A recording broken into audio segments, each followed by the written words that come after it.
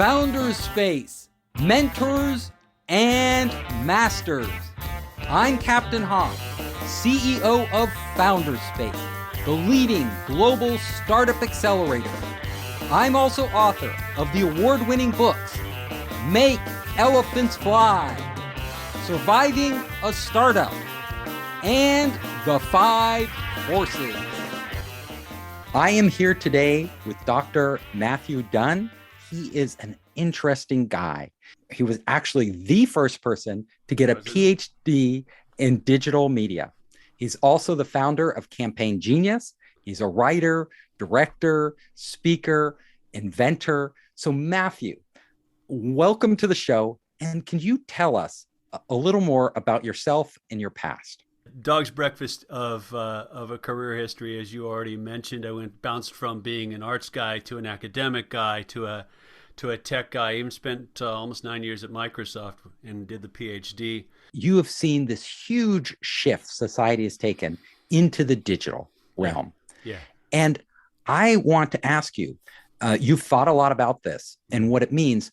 Can you tell us a little about the history of shifting to digital and some key moments that you saw, key decisions, with Microsoft when you were there, with Facebook, and then we'll go into the future. We have to try and distinguish shifts in business and market competition from the larger scale sort of historic, and I hesitate to say technology driven, there's an easy label to stick on it, but sort of even bigger scale than just particular markets. I mean, arguably, Facebook, you mentioned, did not see TikTok coming. And TikTok's what, 2-3 years old? Something like that? Like, unbelievable number of hours and users and so on. Bam, up out of nowhere. What did they nail? Well, they nailed a couple of things. One, the appetite for video, which Facebook tried to do, but never quite really got their arms around. I would argue TikTok's video native, where Facebook, Instagram, Snapchat are not video native or video first. TikTok jumped on that. TikTok was sort of inherently filter first. Facebook has become that. Facebook was friend first. Now arguably it's filter first. TikTok was filter first practically from the get-go, that ingenious set of algorithms that says, ooh, Steven tends to look at this kind of stuff. Let's feed him more of this kind of stuff so we'll get more hours of engagement and the hamster wheel starts spinning super, super fast. So is TikTok going to supplant Facebook as a dominant monopoly? No way. No way. It's just the numbers aren't there. Geopolitical complications are probably going to play a huge factor as well. There's actually, I don't know if it's considered a law in a physics department yet, but I read a fascinating book about what's called the constructal law in physics. And I'll give you the gist of it, and this ties into our conversation. Rivers have a few main branches fed by lots of little streams. Lightning has a big fork with lots of little forks. Markets have that same constructal law structure. And you look at the FANGs, right? Facebook, Apple, Google, I forget what the other one is. We see what the big rivers are in digital, and they may change their course, but they're going to keep the same name for a pretty good long stretch here. Now, it's interesting that TikTok did become such a phenomenon, and it was even before 2 or 3 years ago, it was around, but it was in China. So it was actually taking off. I remember because I was in China at the time, and everybody's coming up to me and saying, you should get on TikTok. And they had another name for it in China. And I was like, what? And I looked at it and I thought, wow, this is really going to take off. What people didn't anticipate, and Facebook didn't anticipate, is it's really hard. Most social networks, like in China or South Korea, really hard for them to jump to the US and gain dominance here. And vice versa? And vice versa, right? Oh, some of that's legal, like walled gardens over there. But, WhatsApp actually, has gone global really early on. But, Chinese didn't really have a social network that made that leap until TikTok. And when it did, it exploded here and had meteoric rise.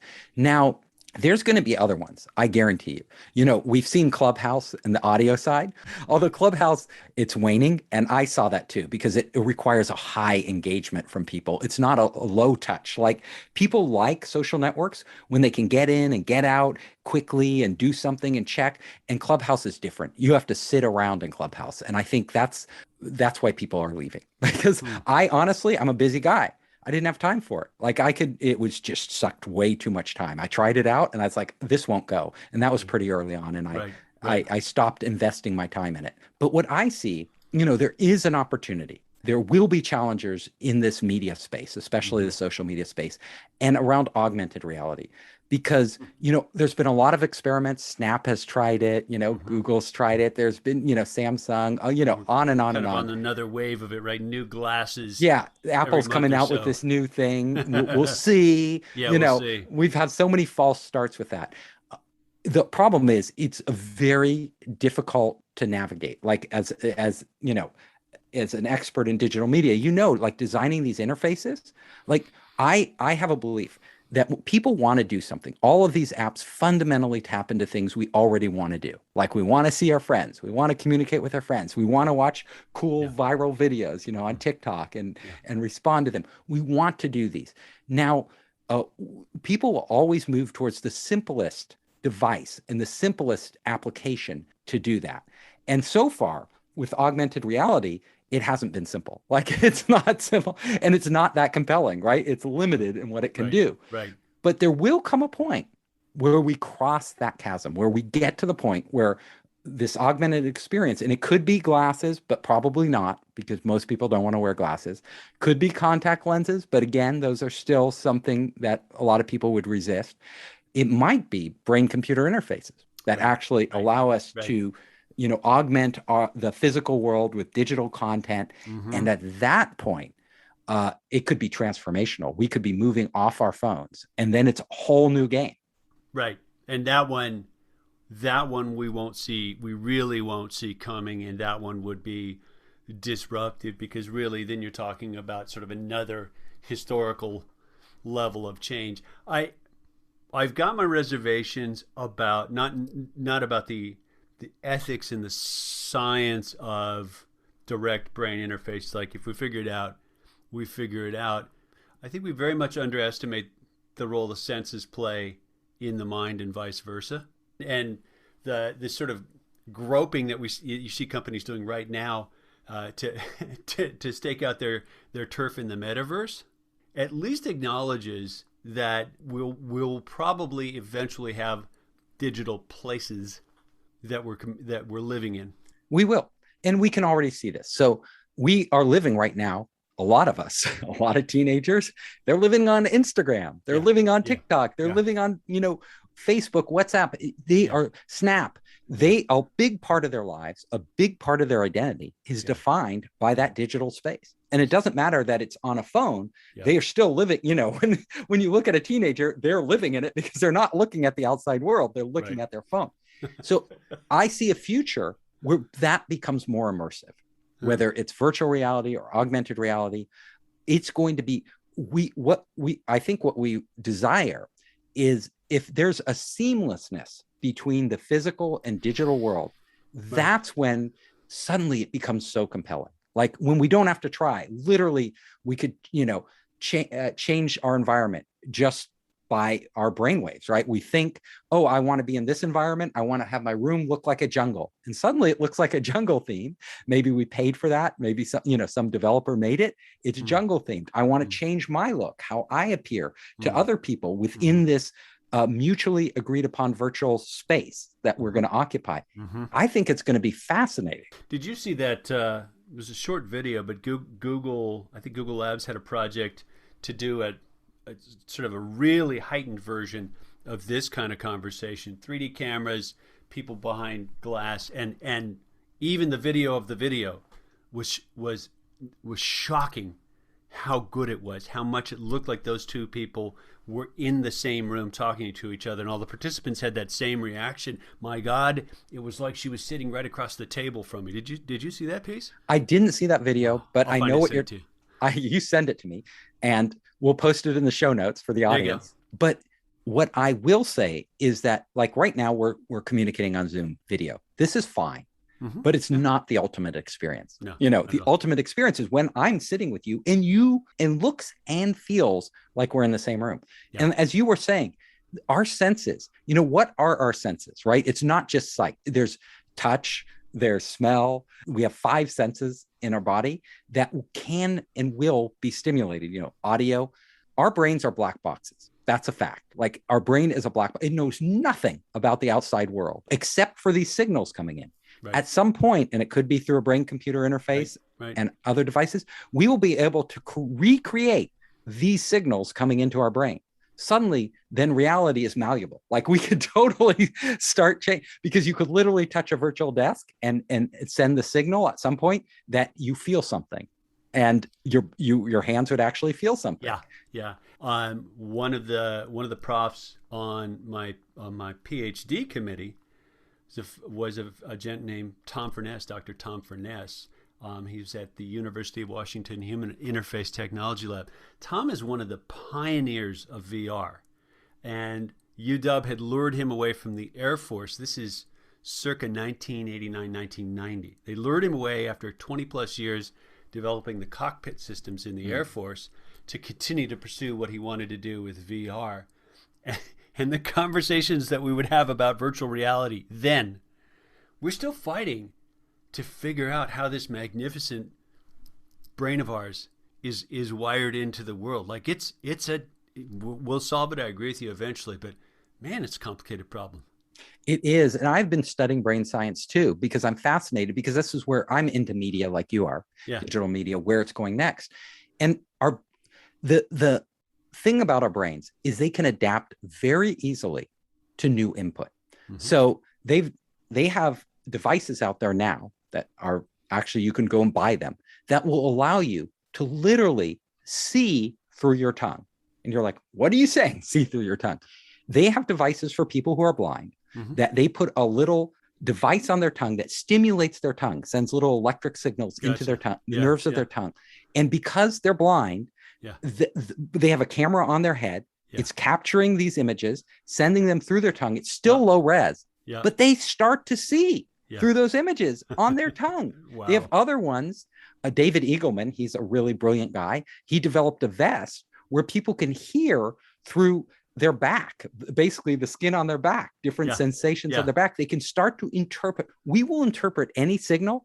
Our brains are pattern matching machines, right? They will look for patterns. And so there are all these new ways that we can interface with our brain that we haven't even begun to explore. That's where it gets amazing and transformative, not just in entertainment and information sense, but in a life sense, right? If you are the guy who's visually impaired and you can start to navigate your world through your tongue, right? There's a mountain climber who did it. He Really? climbs mountains navigating through his tongue. Wow, there you go. Yeah, I mean, I like to hear stuff like that because, truthfully, and it was going to happen, right?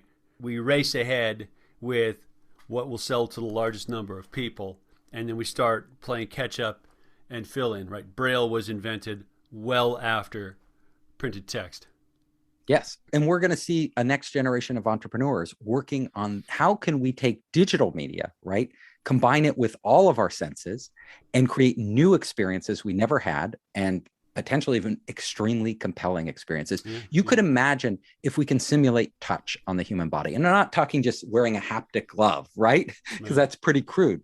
But really touch and different sensations, it could be amazing. Like the applications for that in a virtual environment. Yeah. So companies that are experience centric in what they do already seem like logical candidates to start exploring some of that stuff. Yes. And we may see it first on the porn sites, honestly. I joke with people about this, but again, if you look at history, stick the label on pornography, however you want to define it, right? That's what you mean by that. Pornographers are frequently innovators. Yeah. They pioneered video, they got the whole video thing going. Movies. And even in our digital world, huge, right? A lot of all the kind of marketing techniques that you see out there, and you know this stuff, right? Online, a lot of them were pioneered by those sites. I've got a book called The Magician in the Cinema by Eric Barno. And same thing, magicians are early exploiters of new realities, right? Magicians were one of the first group of people to professionally exploit the emergence of cinema.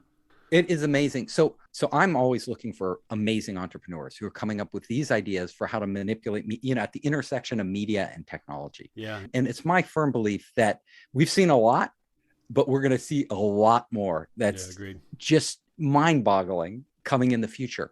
Now, I would like to hear from you, your final thoughts on what are some other areas that we'll see a lot of innovation in terms of digital media. Cross your fingers that we'll get as good at using this to learn as we are using it to entertain, right? I mean, there's been an explosion of ed tech because of the pandemic in the past couple of years, but arguably we're just at the beginning of really effective forms of, how do you engage content? How do people learn? How do people differ in their ways of learning?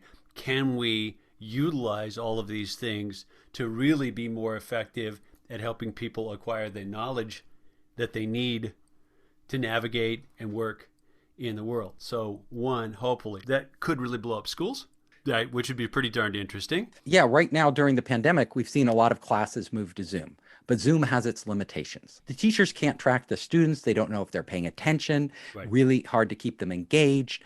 There has to be something better, and there will be, and it may be AI driven. There may be, it may not be human teachers, as there may be an element where the humans interact with humans, but they may be taken through guided interactive AI experiences that are one-on-one, that are tailored just for the students' needs, just at their learning speeds, all these things. And they would combine rich media and everything else. I think that's coming, and that will change education. Yeah, but I also think we need to be prepared for surprise, right? Learning is a very social activity. I'm sure you had profs. It was grad school in film and television, if I recall right. I'm sure you had profs where you stayed up extra or you spent time extra to get it right or to learn it or to nail the essay. Why? Because of your relationship with them. It's a big driver, right? I certainly have had that as well. I don't think seeking to remove the social and relational dimension of education from the process of learning will ultimately work. We just need to figure out how to make those pieces fit together in a new and a digital way. Yeah. I agree. I'm not saying that we shouldn't have teachers or student interactions. Those are vital. Like people have to learn how to interact with people, not just machines. So and people motivate people in a way that machines don't and can't. But there'll be both. It'll be a combination of these artificial environments and potential AI guided experiences and people to people, and different people learn in different ways. There will be those out there who really learn much faster and better on their own. Like they literally, there are those brains out there where they just chug through it on their own at their own speed and in their own way. And then there'll be others who learn much better in a social environment with other people where they're learning together and with a human in that human touch and interaction. Do you think we'll keep the patience to engage difficult material? Are we amusing ourselves to death, as Neil Postman said? That's a great question. I think, well, definitely people's attention span is shorter. And how people, and people tend to get interrupted all the time. So it fragments how they learn because there's always some notification going off, some distraction. Those definitely will have an impact. Will we become dumber, or is this the new way of learning to cope with the digital world? That's a question I can't answer right now. It's a toughie. Yeah. You got to be protective of your attention, and we're just learning how to do that now. Yeah, I literally turn off all notifications on my devices when I'm concentrating. And it's the only way for me to get stuff done. And I imagine, other people who really want to produce something that requires deep thinking and extended, time to produce, they do the same thing. They have to. So people will be, I think there'll be many different ways of learning and interacting, and everybody will be experimenting all the time. And I'm not too worried about the dumbing down or the reducing of attention spans, because people will figure out how to get done what they need to get done. Like if they're ambitious, if they're goal-oriented, they will figure it out and they will adapt. Yeah. This course correct, this jog, this jump 6 years or so into the future that we've had from pandemic work from home, that'll change. I suspect one of the reasons, and people aren't articulating it, but I suspect one of the reasons why we're seeing such a strong no, I'm fine working from home, boss, I want to keep doing that, is a little more control over those circumstances to achieve. It's a lot easier to get than it would be in a cubicle farm, isn't it? People aren't interrupting you. There's not constant distractions when you're in your home. So I talked to my brother. When the pandemic started, he's a programmer. And when the pandemic started, he was really upset because he needed that social interaction. Oh, wow. And he felt like he got depressed. I'm all alone. I can't interact with people. Yeah. How long is this going to go on? Now, today that we've been in this pandemic for quite some time, he is like, he was worried up until just recently that he'd get sent back to work. He was like, I don't want to go back. I got used to this. It's so much better. I'm saving an hour and a half on my commute. Right. I'm much more productive. If I get exhausted during the day, I can lie down and take a power nap. Nobody's going to say anything.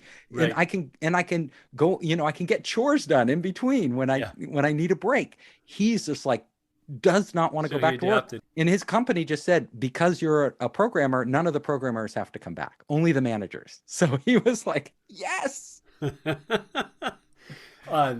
I work much in the same way. Sounds like you do as well. I'm guessing you have to have plenty of time with your team face to face. What do you think we'll lose from the office? We do lose that human interaction on a daily basis.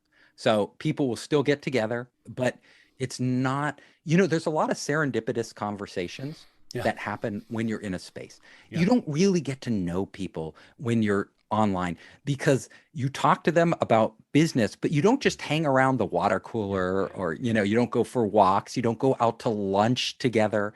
And that's where the real bonding and the real connection happens.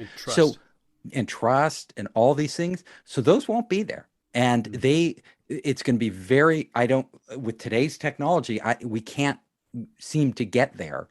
And that is a shame because I say being at work isn't just being at work and getting work done. It is part of life, part of who you are. Right. And a lot of the relationships at work won't be the same. Like you won't really know those people. You'll know what they can do. You'll get stuff done together, but you won't have that same connection to them. I fundamentally agree with you, but interestingly enough, I entered a new market space right before the pandemic hit, the email space where Campaign Genius operates. And in the past, not quite 2 years, I've actually grown a lot of what I consider to be personal relationships, and I've never met these folks. It's been tons of Zoom time, sometimes group, sometimes one-to-one, lots of business interaction, email, whatever, Slack and stuff like that. But I'm surprised at the degree to which I regard that set of people as valued colleagues, and I haven't actually been in a room, had a beer, had lunch with almost any of them. Is that the same thing as if I were in an office with them? No, to your point. But it's intriguing that it can work to some degree. Yeah, shift to video because that makes a huge difference. Yeah. And also, you're getting stuff done with these people. There is that interaction. You are, and you get to know their personalities, and how they work, how they think. Yeah. You just don't have that kind of downtime with them. If you're with somebody and you're just sitting around like you're in a taxi or in a hotel lobby or, in your company and you just stop by their desk, it's still different. No, I totally agree. And that human level, breaking bread or having a beer together. Yes. Like, that's not trivial. That's a really big deal. We're just taking those moments outside the office with our friends and family and things like that. We're doing that, and we'll continue to do that. And they're not combined in the workplace. Right. They're separate. So it's not like we miss them because we have other relationships where we have that. Yeah.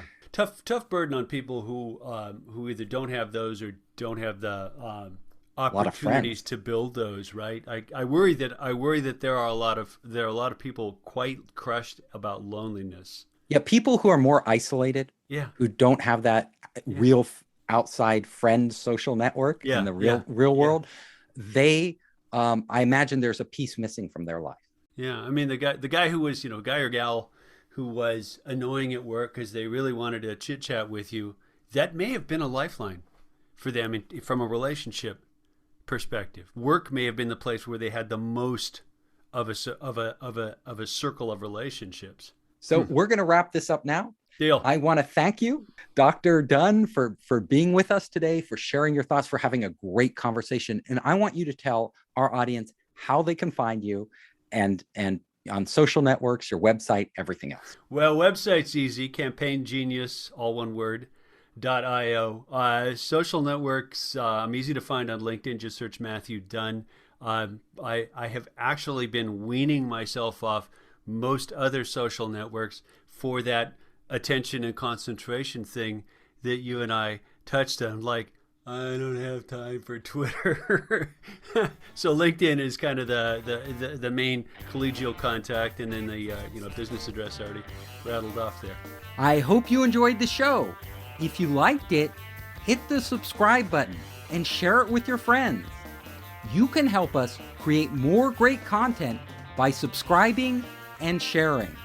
Also, if you want to access our online startup program, our investor network, and our entrepreneur resources, just come to founderspace.com.